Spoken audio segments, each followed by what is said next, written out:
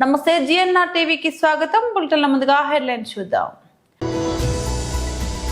తెలంగాణ భవన్లో బీఆర్ఎస్ నాయకుల press meet.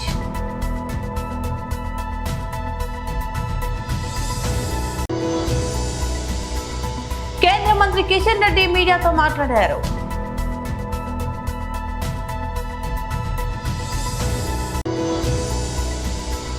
తుఫాన్ మంద పరిస్థితిపై వైఎస్ఆర్సీపీ నాయకులతో వైఎస్ఆర్సీపీ అధ్యక్షులు వైఎస్ జగన్ వీడియో కాన్ఫరెన్స్.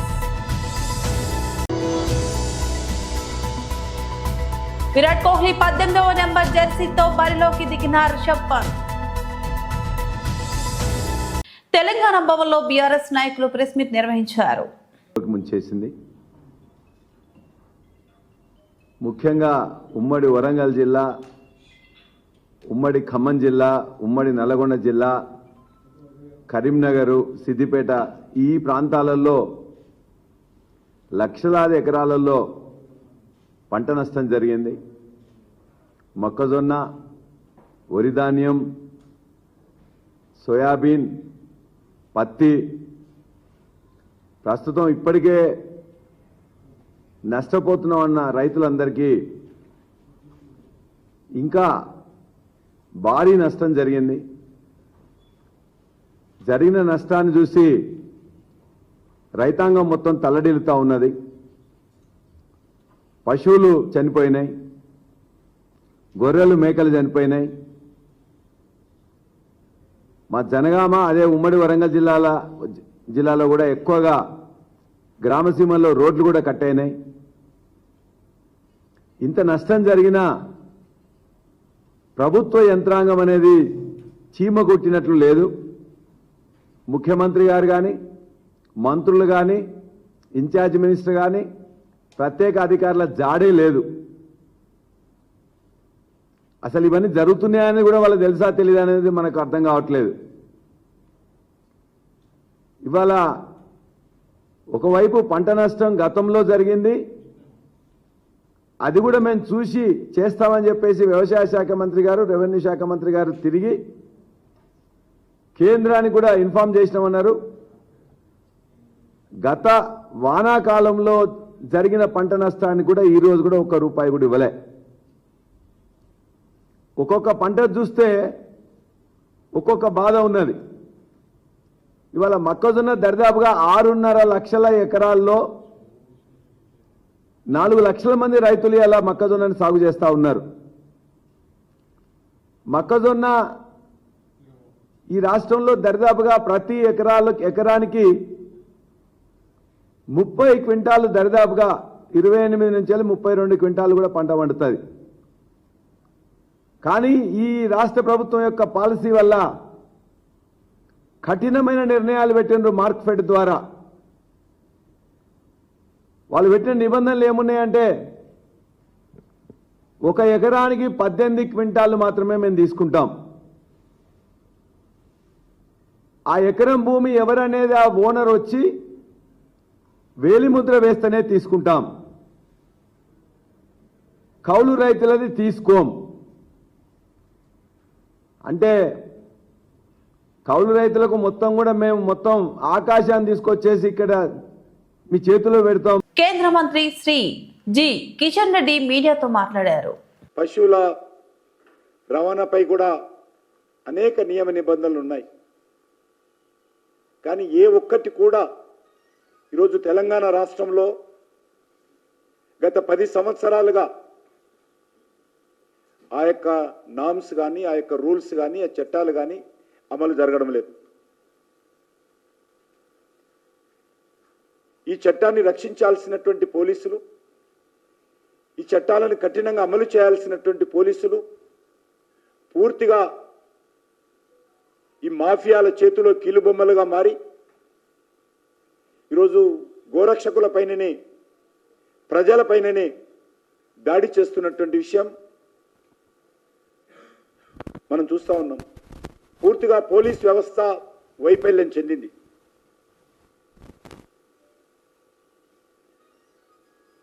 గోవులను ఆరాధించే వాళ్ళు తప్పకుండా గోవులను రక్షించుకోవాల్సినటువంటి బాధ్యత వాళ్ళ హక్కు. అది చట్టం కల్పించినటువంటి హక్కు అది.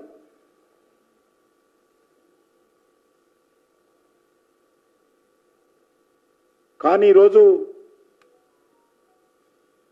ఈ యొక్క మాఫియా, స్లాటర్ రోజులో పనిచేసేటువంటి మాఫియా, బంగ్లాదేశ్ నుంచి వచ్చినటువంటి వాళ్ళు ఇల్లీగల్గా హైదరాబాద్ చుట్టుపక్కల అనేక స్లాటర్ రోజులో, ఇల్లీగల్ స్లాటర్ రోజులో పనిచేస్తూ ఈ యొక్క ముఖ్యమైనటువంటి వ్యక్తుల చేతుల్లో వాళ్ళు ఈరోజు మరి ఈ యొక్క అక్రమ రవాణాలో కీలక పాత్ర పోషిస్తున్నారు. వరుసగా మనం చూస్తూ ఉన్నాం. ముఖ్యంగా దీనికి అన్నిటి కూడా అండదండలు అందిస్తున్నది మజ్లిస్ పార్టీ నాయకులు.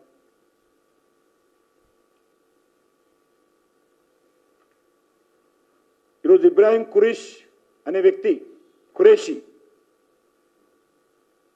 ఆయన ఈరోజు ఈ యొక్క నేరాలలో చాలా రాటు తేలాడు. ఆయన శంషాబాద్లో, ఆయన పైన గట్కేసర్లో, గజ్వేల్లో, ములుగులో అనేక క్రిమినల్ కేసులు రిజిస్టర్ అయి ఉన్నాయి. మహమ్మద్ ఇబ్రాహీం ఖురేషి ఎంఐఎం పార్టీతో, ఆ పార్టీ నాయకులతో చాలా దగ్గరగా మరి కలిసి పనిచేస్తాడు. హైదరాబాద్ సంబంధించినటువంటి పార్లమెంట్ సభ్యులతో అసదుద్దీన్ ఓవైసీ మరి ఏ రకంగా వారిని కలిసి పనిచేస్తూ ఉన్నాడో సోషల్ మీడియాలో మరి ఎంఐఎం మద్దతుదారులే చాలా వైరల్ చేస్తూ ఉన్నారు ఫోటోలు.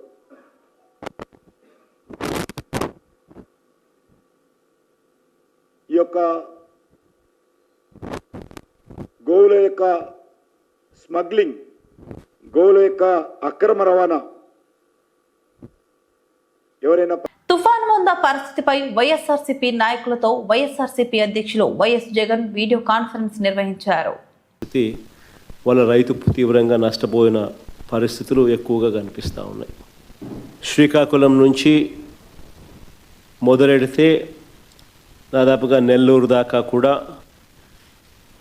ఇంకా నెల్లూరు నుంచి కూడా కాస్త ముందుకు కూడా ఈ ప్రభావం కనిపిస్తూ ఉంది. కర్నూలు, కడప, అన్నమయ్య జిల్లాలు, చిత్తూరు జిల్లా, ఉమ్మడి చిత్తూరు జిల్లాలో కూడా, కర్నూలు, నెల్లూరు ప్రాంతంలో కూడా ఈ ప్రభావం కూడా కనిపించింది.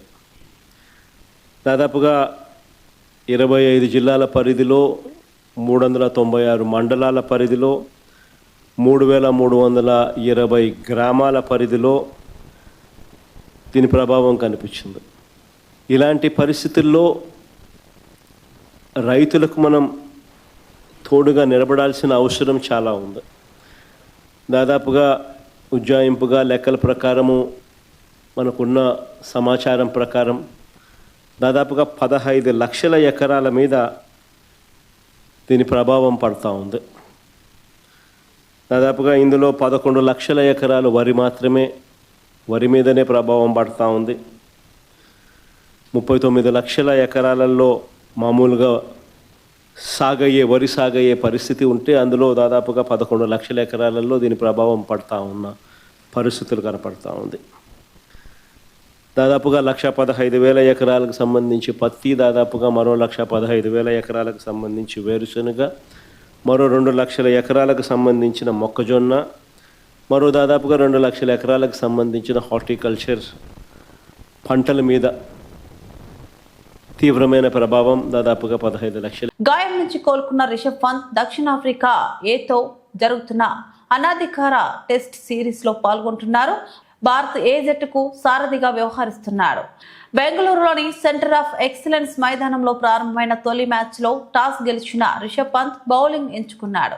అయితే ఈ మ్యాచ్ లో పంత్ ధరించిన జెర్సీ సామాజిక మాధ్యమాల్లో వైరల్ అయింది. రిషబ్ పంత్ 18వ నెంబర్ జెర్సీతో మైదానంలోకి అడుగుపెట్టాడు. ఆ జెర్సీపై అందరి దృష్టి పడడానికి ప్రధాన కారణం అది మాజీ కెప్టెన్ విరాట్ కోహ్లీది కావడమే. కోహ్లీ టెస్టుల నుంచి రిటైర్మెంట్ ప్రకటించిన విషయం తెలిసిందే. దీంతో ఈ జెర్సీని రిషబ్ పంత్ ధరించాడు. సాధారణంగా పంత్ జెర్సీ నెంబర్ 17. పంత్ ఈ జెర్సీని ధరించి రావడంతో సామాజిక మాధ్యమాల్లో చర్చ మొదలైంది. గతంలో ముఖేష్ కుమార్ కూడా ఇంగ్లాండ్ పర్యటనకు ముందు భారత్ ఏ జట్టు తరపున ఆడినప్పుడు 18వ నెంబర్ జెర్సీని ధరించాడు. స్టార్ ఆటగాళ్లు ఆటకు వీడ్కోలు పలికిన తర్వాత వారి జెర్సీ నెంబర్లకు కూడా వీడ్కోలు పలకడం ఆనవాయితీగా వస్తుంది. సచిన్ టెండూల్కర్ 10, MS ధోని 7 ఆటలకు గుడ్ బై చెప్పినప్పుడు BCCI ఇదే విధంగా చేసింది. ఆ నెంబర్ల జెర్సీలను మరెవరూ ఉపయోగించకుండా నిర్ణయం తీసుకుంది. అయితే కోహ్లీ విషయంలో ఇంకా అలాంటి నిర్ణయం తీసుకోలేదు. టెస్టుల నుంచి రిటైర్మెంట్ ప్రకటించినప్పటికీ కోహ్లీ వన్డేలో కొనసాగుతున్నాడు. అందుబాటులో ఉన్న జెర్సీ నెంబర్ 18తో పంత్ బరిలోకి దిగి ఉంటాడని భావిస్తున్నారు. కోహెడ్ మండలం బసాపూర్ పోరెడ్డిపల్లిలో వరద ఉధృతికి తెగిపోయిన రోడ్లను పరిశీలించారు. కొట్టుకుపోయిన కల్వట్లను పరిశీలించారు. బసాపూర్ అక్కనపల్లి మధ్య వెళ్లే బ్రిడ్జి వద్ద మోయ 9 వాగు పరిశీలించారు. రోడ్లపై ఆరబోసిన వడ్లను, వరదకు మొత్తం కొట్టుకుపోయిన ప్రాంతాలను పరిశీలించారు. వరదలతో ముంపులోనే ఉన్న దెబ్బతిన్న వరి పంటలను పరిశీలించారు. ఆవేదన చెందుతున్న రైతులతో మాట్లాడారు. నష్టపోయిన రైతులను ప్రభుత్వం ఆదుకుంటుందని హామీ ఇచ్చారు. దెబ్బతిన్న రోడ్లను, కల్వర్ట్లను, దెబ్బతిన్న పంటలను అధికారులు మొత్తం రికార్డు చేయాలని ఆదేశించారు. అనంతరం వారు మాట్లాడుతూ హుస్నాబాద్ నియోజకవర్గం 3 జిల్లాల పరిధిలో ఉందని, పూర్తిగా జలమయమైందని, కరీంనగర్, సిద్దిపేట, హన్మకొండ జిల్లాల పరిధిలో ఉన్న హుస్నాబాద్ పరిధి పూర్తిగా నష్టం జరిగిందని, రైతాంగం పూర్తిగా నష్టపోయిందని, వేలాది ఎకరాల్లో ధాన్యం దెబ్బతిందని, కొట్టుకుపోయిందని, ప్రభుత్వం రైతులను ఆదుకుంటామని తెలిపారు. హుస్నాబాద్ నియోజకవర్గము 3 జిల్లాల పరిధిలో సిద్దిపేట, కరీంనగర్, హన్మకొండ పరిధిలో ఉన్నటువంటి ఈ ప్రాంతం పూర్తిగా జలమయమైంది. రైతులకు తీవ్ర నష్టం జరిగింది. రాష్ట్రంలో అత్యధిక వర్షం నమోదైన మండలం భీమదేవరపల్లి. ప్రాణ నష్టం జరిగినటువంటిది ఈ నియోజకవర్గంలో జరిగింది. వందల వేల మెట్రిక్ టన్నుల ధాన్యం తడిసిపోయింది. వందల వేల మెట్రిక్ టన్నుల ధాన్యం కొట్టుకుపోయింది. వందల వేల ఎకరాల్లో పంట పొలాలు నీళ్లు నిలిచి పనికి రాకుండా పోయినాయి. రోడ్లు కట్ అయినాయి, కల్వర్ట్లు తెగినాయి, ఓవర్ఫ్లో అయి గ్రామాల మధ్యలో రాకపోకలు బంద్ అయినాయి. కాబట్టి రాష్ట్ర ప్రభుత్వం ఇప్పుడే ముఖ్యమంత్రి గారు, ఉన్నతాధికారులు, కలెక్టర్ వీడియో కాన్ఫరెన్స్ జరిగింది. నేను కూడా అందులో పాల్గొన్నా. గౌరవ ముఖ్యమంత్రి గారిని హుస్నాబాద్కు రమ్మని ఈ ప్రాంతాన్ని పరిశీలించి సహకారం చేయమని కోరినాం. అదే సందర్భంలో ఇక్కడి నుంచి ప్రాతినిధ్యం వహిస్తున్న కేంద్ర మంత్రి బండి సంజయ్ గారు కూడా వెంటనే స్పందించి ఇది ఒక కేంద్ర విపత్తుగా తీసుకుని కేంద్ర ప్రభుత్వం నుంచి కూడా పూర్తి సహాయ సహకారాలు అందించాలి. ఈ సమయంలో రాజకీయాలు కాదు, రాష్ట్ర ప్రభుత్వం నుంచి అన్ని రకాల సహకారం చేయడానికి గౌరవ ముఖ్యమంత్రి గారు సిద్దంగా ఉన్నారు. కేంద్రం కూడా ఫెడరల్ సిస్టంలో భాగస్వామ్యం. చిన్న చిన్న ఇష్యూస్ వస్తే నార్త్ ఇండియా లోపల అదొక నేషనల్ డిజాస్టర్ గా తీసుకుంటారు. నిన్న పడ్డ వర్షానికి కూడా ఇయ్యాలంటే వర్షం నీళ్లు ఇప్పుడు పోతున్నా కూడా కేంద్రము బాధ్యత వహించకపోతే పొరపాటు అవుతుంది. కాబట్టి దయచేసి మరొకసారి నేను కోరుతా ఉన్న రాష్ట్ర ప్రభుత్వం పక్షాన కేంద్రము ఈ జరిగినటువంటి నష్టానికి భాగస్వామ్యం ఇచ్చి ఇక్కడ రైతులను ఆదుకోవాలి. అధికారులందరినీ గౌరవ ముఖ్యమంత్రి గారు ఆదేశించినారు. అన్ని నమోదు చేయండి. పంట పొలాల్లో మునిగిపోయి నష్టపోయిన రైతులను, రోడ్లో పోయి ఆరబోసుకుంటే కొట్టుకపోయినటువంటి వాళ్ళను, తడిసిన ధాన్యాన్ని, కొనుగోలు కేంద్రాల్లో పోసిన ధాన్యం తడిసిన దాన్ని, కొట్టుకపోయిన దాన్ని, అన్ని రకాల కేటగిరీస్ ని రికార్డు చేయమన్నారు. వెంటనే వాటికి సంబంధించి ఒక ప్రభుత్వ పాలసీ నిర్ణయం తీసుకుంటుంది. ఇందులో కేంద్ర ప్రభుత్వ సహకారం కూడా తీసుకుని రైతులందరికీ అండగా ఉండేటువంటి బాధ్యత ఈ ప్రభుత్వంది. ఈ రైతు ప్రభుత్వం రైతులకు సహకారంగా ఉండే విధంగా ఇంత పెద్ద విపత్తు నేను చాలా మందిని అడుగుతున్నా, ఎప్పుడు కూడా చూడలే అంటున్నారు. 34 ఏళ్ల తర్వాత కూడా ఇటువంటి వర్షం లేదని చెప్పేటువంటి సందర్భంలో ఈ ప్రాంతంలో బాగా ఎఫెక్ట్ అయింది. దాదాపు ఇప్పటికున్న సమాచారం 3కి ప్రాణ నష్టం జరిగింది అని చెప్తా ఉన్నారు. ఇక బాడీస్ దొరకలేదు. ఇటువంటి సందర్భంలో ప్రభుత్వం అప్రమత్తంగా నిన్నటి నుంచి నేను కలెక్టర్లను, పోలీసు అధికారులను, రెవెన్యూ అధికారులు అందరూ మా నాయకత్వాన్ని కూడా మండల స్థాయి, గ్రామ స్థాయిలో అప్రమత్తంగా ఉంచుతాను. ఏది ఏమైనా ఇది ఒక ప్రజా సమస్య. అందరూ రాజకీయాలకు అతీతంగా అన్ని పార్టీలకు సంబంధించి లేదా మానవత్వం ఉన్నటువంటి ప్రతి వ్యక్తి రైతును ఆదుకోవడానికో, ఆ ప్రాంతంలో ఇటువంటి వరదలు వస్తున్నప్పుడు ప్రజలను రక్షించుకోవడానికో అందరం సహాయకరంగా ఉండాలని సందర్భంగా నేను విజ్ఞప్తి చేస్తాను.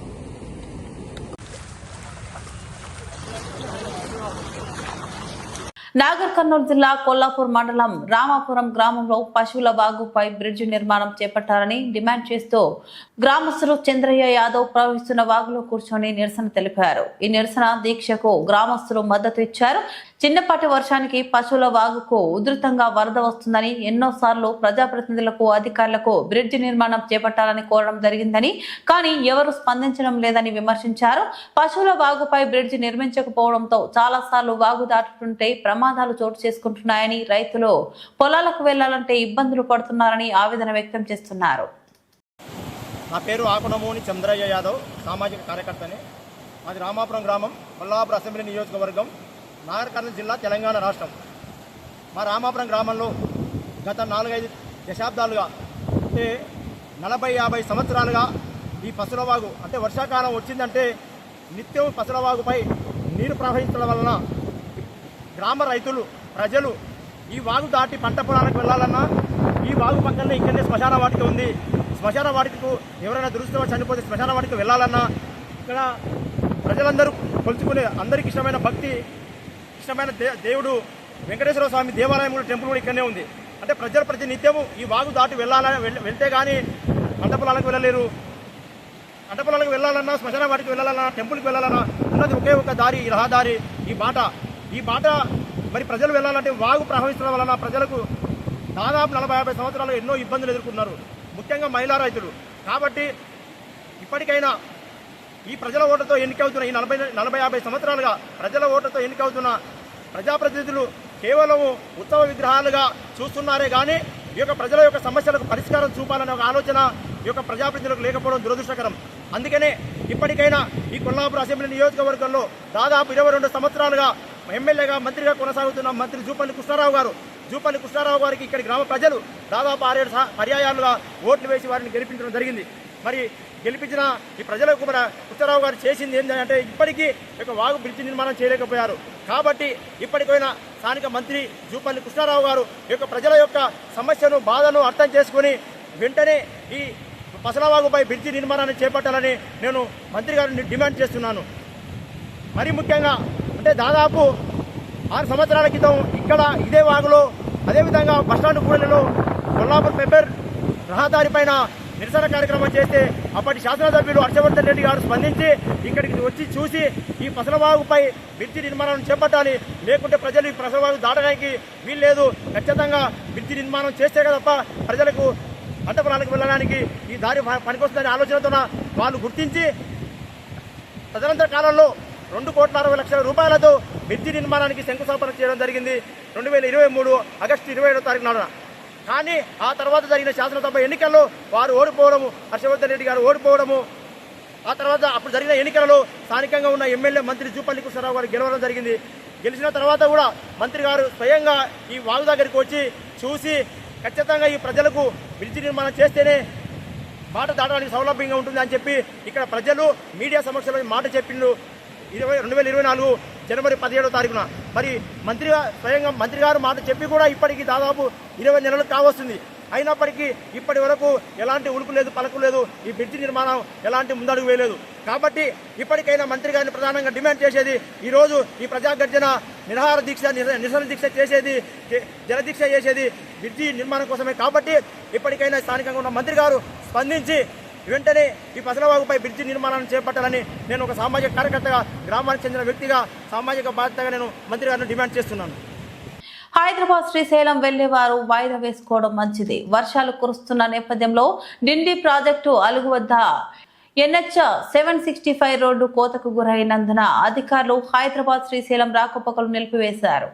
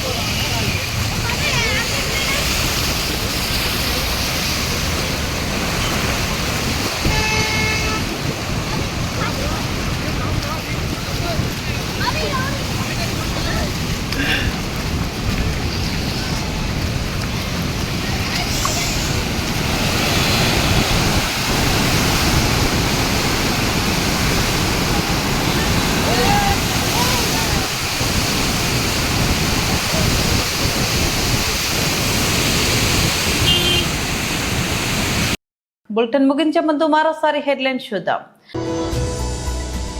తెలంగాణ భవన్ లో బీఆర్ఎస్ నాయకుల ప్రెస్ మీట్.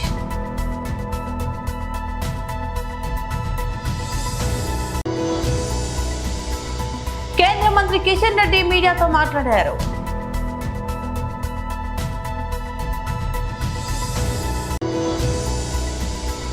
తుఫాన్ మంద పరిస్థితిపై వైఎస్ఆర్సీపీ నాయకులతో వైఎస్ఆర్సీపీ అధ్యక్షులు వైఎస్ జగన్ వీడియో కాన్ఫరెన్స్. విరాట్ కోహ్లీ 18వ నెంబర్ జెర్సీతో బరిలోకి దిగిన రిషబ్ పంత్. ఇవి బులెటిన్ అప్డేట్స్. మరో బులెటిన్ లో మళ్ళీ కలుద్దాం. అంతవరకు సెలవు. నమస్తే.